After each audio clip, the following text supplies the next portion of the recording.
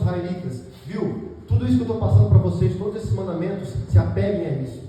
Conversem com seus filhos, conversem sobre os meus ensinamentos ao levantar, ao se deitar. Escreve isso na batente da sua porta, escreve isso no quadro, coloca na parede, tenha contato com as escrituras. Deus ordena ao povo de Israel lá atrás em Deuteronômio. Mais para frente, não precisa abrir, mas Deuteronômio 17, Deus coloca uma regra. E Deus fala assim através de Moisés, fala, viu? Quem for ser rei em Israel, é obrigatório que o rei tenha uma cópia da lei de Deus.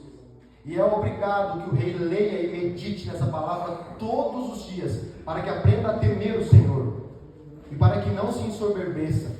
Ou seja, quando nós temos contato com as escrituras, meu irmão, minha irmã, a gente aprende a temer a Deus. E sabe o que falta hoje em dia? Temor a Deus. Amar a Deus, a gente entende o conceito de amar a Deus. Tudo bem, Deus me ama, Deus entregou seu filho para morrer na cruz, Deus é amor. Mas viu, o mesmo Deus de amor é o Deus que vai julgar vivos e mortos. Cara, um dia eu vou estar face a face com o meu Senhor. Um dia eu vou estar face a face com Deus prestando contas sobre a minha vida. Será que a gente tem aprendido a temer o Senhor? E conversando ontem com um amigo meu, a gente falava um pouquinho sobre essa questão de temer o Senhor, né? E eu falei, e ele discordou um pouquinho de mim, e eu falei, cara, eu acho, do meu ponto de vista, temer o Senhor não é ter medo de Deus. Temer é honrar, é respeitar, é obedecer, mas também eu acho que temer a Deus é um pouco ter medo de Deus. Sabe, cara, falta medo de Deus para nós. Falta medo de Deus. Falta medo do Deus Santo, do Deus, do Jesus que vai vir com uma espada na sua boca. Apocalipse vai falar que quando Jesus vier, tem fogo nos seus olhos, na sua boca uma espada. O Jesus que vai vir julgar. Falta medo de Deus. Porque se eu tiver medo de Deus, opa, se eu trair a minha mulher, pode ninguém estar vendo, mas o Deus Santo está vendo e vai me julgar por isso. Glória a Deus. Se eu vacilar com o meu irmão, se eu não estender a mão ao meu irmão, o meu Deus está vendo. Ele é um Deus de amor, claro que é. Quão grande amor é o amor do Pai. Mas nós precisamos aprender a temer a Deus, sabe? E fugindo um pouquinho da Bíblia, eu queria falar um pouco a respeito da trajetória da Bíblia, sabe? Porque hoje em dia para nós é muito fácil. Sabe, Ramon, se você quiser ter uma Bíblia na sua casa, pode comprar. Quer ter 2, 3, 4, 5 versões diferentes? Pode comprar, sem problema nenhum. Inclusive tem Bíblias que são até baratas, 20, 30 reais você compra uma Bíblia. Mas nem sempre foi assim. Nem sempre foi assim. E talvez por hoje em dia está tão fácil o acesso às Escrituras, nós nem valorizamos. Eu brinco com um amigo meu, quando eu ligo para ele, e falo, viu, pega a tua Bíblia lá, que deve estar toda empoeirada.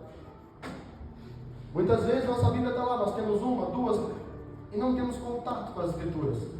Ouviu uma história uma vez, não sei se é verdadeira, mas que certo pastor foi fazer uma visita na casa de um casal. Chegou na casa do casal e tal, conversando com eles, e o pastor viu um envelope. Ele percebeu que tinha dinheiro nesse envelope. O pastor, sem ninguém perceber, pegou o envelope e colocou dentro da Bíblia que ficava naquela casa. A Bíblia estava fechada, ele pegou o envelope, colocou dentro da Bíblia, fechou de novo. Passou um tempo, os irmãos, esse casal saiu da igreja e tal, e ninguém sem entender. 1 ano depois, o pastor reencontra esse casal. E o casal vai cobrar o pastor e fala, pastor, como é que nós chamamos o senhor para fazer uma visita na nossa casa e o senhor nos rouba o nosso dinheiro? O pastor falou, não, irmãos, eu não roubei o dinheiro de vocês. Estava dentro da Bíblia. Acontece que faz 1 ano que você não abre a Bíblia que você tem. Faz 1 ano que você não, ao menos, folheia a Bíblia. Os antigos, acabei de falar, davam muito valor à Escritura. Antigamente, irmãos, para você ter uma cópia de alguma coisa, era necessário o trabalho de um escriba. O escriba pegava o pergaminho original, pegava um pergaminho novo, um pergaminho, um papiro, e copiava palavra por palavra. Então era muito caro. Era muito caro você ter acesso a documentos, a escritura, era muito caro. E desde quando a Igreja Católica surgiu com muita força, o monopólio da Bíblia ficou com os padres e com o clero católico. Então, na Idade das Trevas, há muito tempo atrás, se você quisesse ter contato com a Escritura, o único jeito era você indo na missa. Mas tinha um problema. A missa era rezada em latim. Ninguém falava latim. O latim já era uma língua morta. Então, além de eu não ter Bíblia na minha casa, porque era muito caro, eu só podia ir na missa, e ainda assim, o padre rezava a missa em latim, e muitas vezes de costas para o povo. Coisa que só foi mudar a partir de 1960, com o concílio do Vaticano II.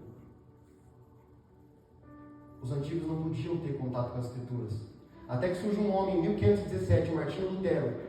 E uma das bandeiras que ele levantou foi: ei, voltemos à Escritura. Nós precisamos que o povo leia a Bíblia, nós precisamos que o povo tenha contato com a Escritura.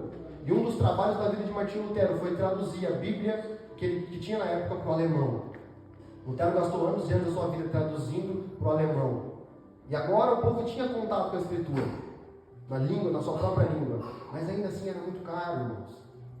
Ainda assim era muito caro. E quando nascem as igrejas evangélicas, como era muito caro ter uma Bíblia, nas igrejas os únicos que tinham Bíblias eram o pastor ou o professor da escola dominical. Eu quero contar uma história para você que me marcou muito. Me marcou muito. Estamos falando do ano de 1794. 1794. Uma menina de 9 anos, chamada Mary Jones, no país de Gales. Ela era analfabeta. E ela frequentava a igreja metodista. Os seus pais levavam ela na igreja metodista. E uma mulher chamada Senhora Evans chamou a Mary Jones para aprender a ler e se alfabetizar através da Bíblia. Então a Senhora Evans, que era professora de escolinha dominical, convidou a Mary Jones e começou a ensinar ela a ler, a escrever e ter contato com a Escritura. A Mary Jones, com apenas 9 anos de idade, criou uma paixão pela palavra. E ela falava que o sonho dela era ter uma Bíblia. Só que tinha um problema. A Bíblia, naquela época, era, se a gente for trazer o preço para hoje, era mais ou menos o preço de um carro popular. Então, para uma família de camponeses, como era a família dela, ou você comprava uma Bíblia, ou você comprava muitas vezes o animal, que ia ser o meio de sustento da família. Então, seus pais não podiam ter condições de comprar. A Mary Jones, com 9 anos de idade, coloca no coração dela: eu vou ter uma Bíblia. E começa a trabalhar para os seus vizinhos, ordenhando vaca, cuidando de bebês, ajudando a colher. Todo o dinheiro que ela ganhava, com 9 anos, ela guardava, alimentando esse sonho. Um dia eu vou ter a palavra do Senhor. Com 15 anos de idade, ou seja, 6 anos depois, a Mary Jones conseguiu juntar todo esse dinheiro. Agora ela tinha trabalhado 6 anos para conseguir comprar. E aí estava passando um homem que naquela época era um colportor. Alguém sabe o que é um colportor, perdão? Alguém sabe o que é um colportor? Ninguém? O colportor era um homem que passava vendendo livros.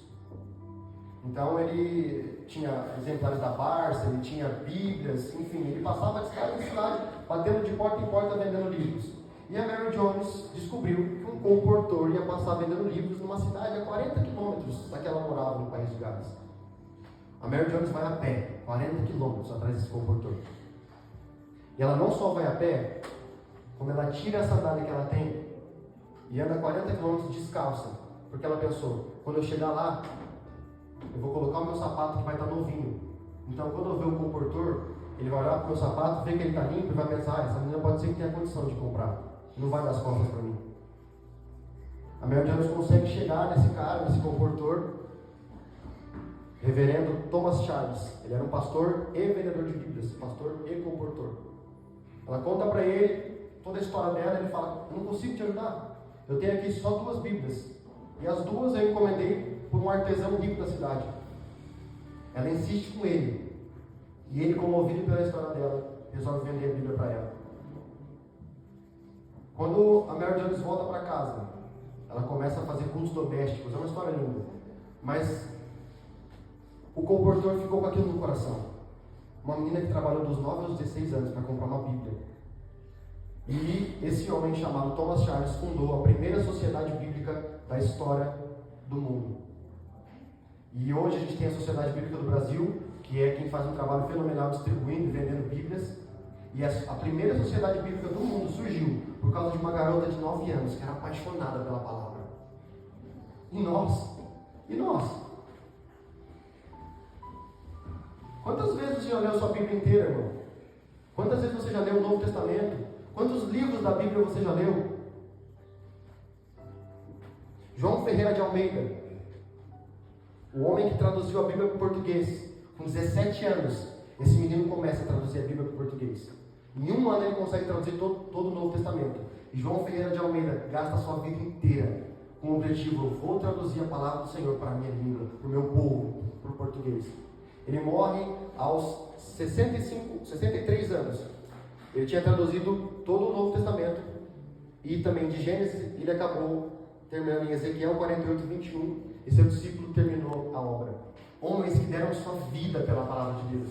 Muitas pessoas foram martirizadas, foram mortas por conta da palavra.